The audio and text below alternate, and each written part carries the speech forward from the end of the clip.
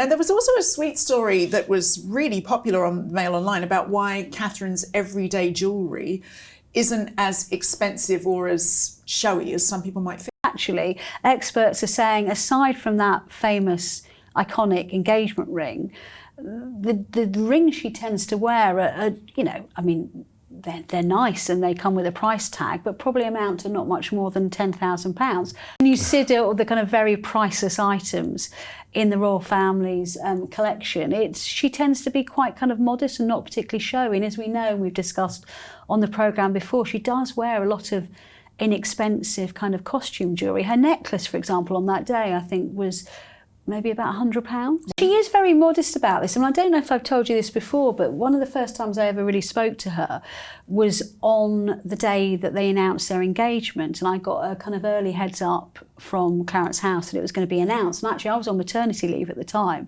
and they said, oh, we knew you'd never forgive us if we didn't tell you.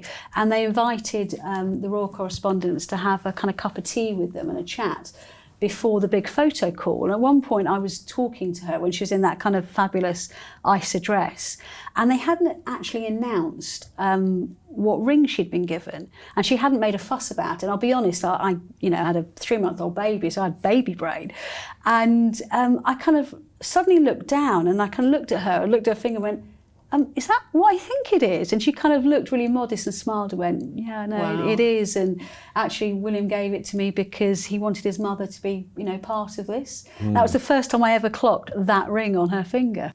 That's such a brilliant story.